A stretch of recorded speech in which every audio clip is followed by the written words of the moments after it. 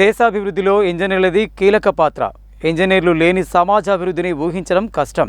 ఎందుకంటే ప్రతి అభివృద్ధి పనిలో ఇంజనీర్ల ఆలోచన, శారీరక కష్టం ఉంటుంది. సెప్టెంబర్ 15న జాతీయ ఇంజనీర్ల దినోత్సవం సందర్భంగా ప్రత్యేక కథనం. భారతరత్న మోక్షగుండం విశ్వేశ్వరయ్యని భారతీయ ఇంజనీరింగ్ రంగానికి పితామహుడుగా అభివర్ణించవచ్చు.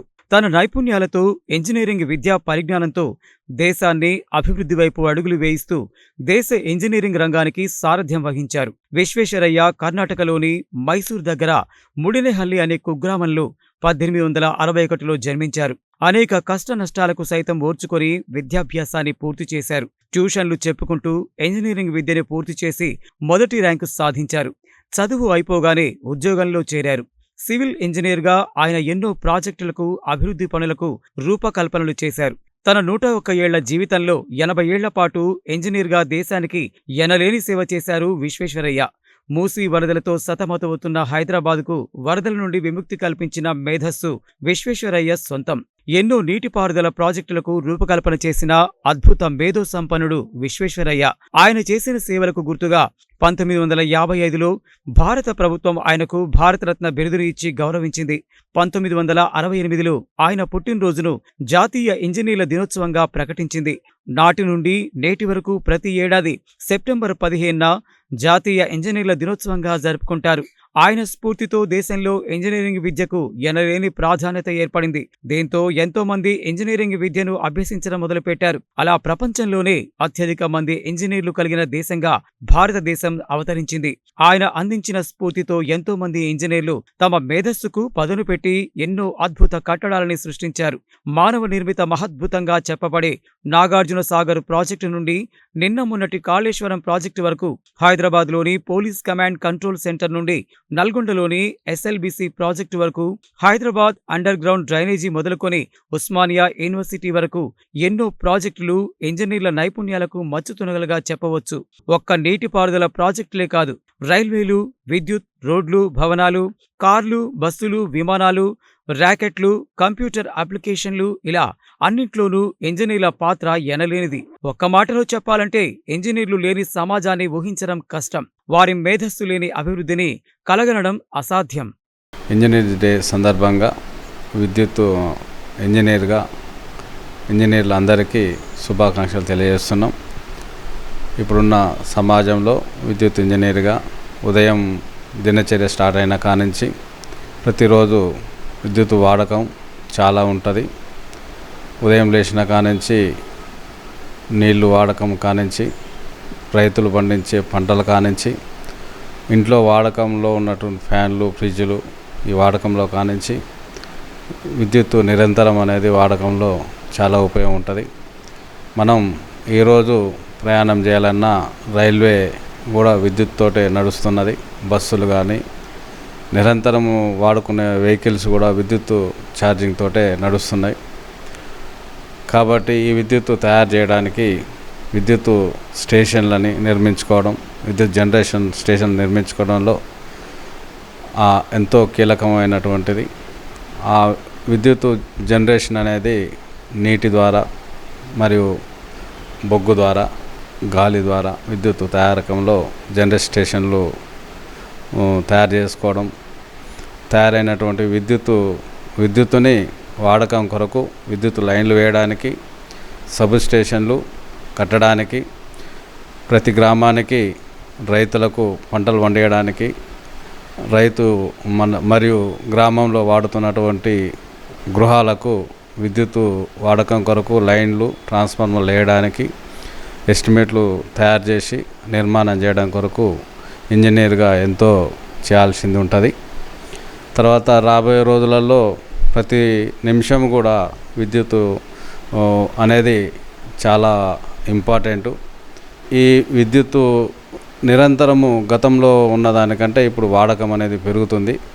ఆ వాడకానికి అనుసంధానంగా నిరంతరము ప్రయోగాలు చేసుకుంటూ విద్యుత్ వినియోగదారునికి అంతరాయం లేకుండా సప్లై ఇవ్వడం కొరకు ప్రతి నిమిషం ప్రతి ఒక్క ఇంజనీరు, ప్రతి ఒక్క కార్మికుడు ఎంతో శ్రమ చేస్తుండు.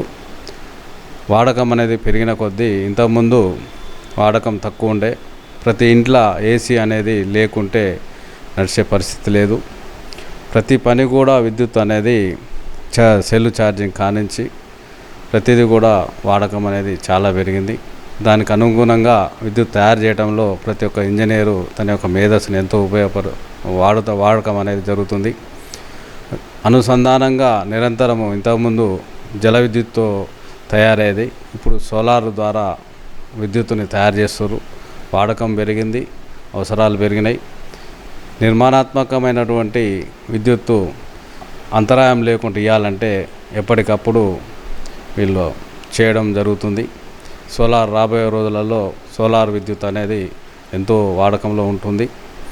ఈ విద్యుత్ యొక్క ఇంజనీరు ఎంతో రాత్రింబవళ్ళు కష్టపడుతారు. ఏ నిమిషము అంతరాయం జరిగినా కానీ ఇంజనీరు దానికి తగిన విధంగా నీకు ఎమ్మటే స్పందించి అంతరాయం లేకుండా చేయడానికి కొత్త కొత్త పద్ధతులు పాటిస్తూ రాత్రి పగలు కూడా కష్టపడుతారు. అంతరాయం లేకుండా నైట్ అయినా కానీ పోయి అంతరాయం లేకుండా కష్టపడి చేస్తారు. కాబట్టి రాబోయే రోజులలో కానీ గతంలో కానీ ఇంజనీర్ యొక్క పాత్ర డైలీ వైజ్గా ఎంతో సేవ చేయాల్సినటువంటి బాధ్యతగా భావించి ఇంజనీర్ ప్రతి ఒక్కరూ సమాజానికి ఉపయోగపడాలని కోరుకుంటూ ఈ ఇంజనీర్స్ డే సందర్భంగా ప్రతి ఒక్క ఇంజనీర్కి శుభాకాంక్షలు తెలియజేస్తాను. ఇంజనీర్ డే ఎందుకు జరుపుకుంటారు? మన ప్రఖ్యాత భారతీయ ఇంజనీర్ మన రాత్రిజ్ఞుడు మోక్షగుండం విశ్వేశ్వరయ్య జయంతి సందర్భంగా ప్రతి 15 సెప్టెంబర్కి మనము జాతీయ ఇంజనీర్ల దినోత్సవం జరుపుకుంటారు. ఇంజనీర్ రంగంలో మన సార్ విశ్వేశ్వరయ్య భారతదేశ మౌలిక సదుపాయాలు మళ్ళీ అన్నీ కల్పించినారు. మన తెలంగాణ ఇంజనీర్ కూడా మన బహదూర్ అలీ యార్జంగ్ అలీ ద్వారా మనం తెలంగాణ ఇంజనీర్ కూడా జరుపుకుంటాము. ఆయన చేసిన సేవలు కూడా భారతదేశానికి చాలా ఉన్నాయి.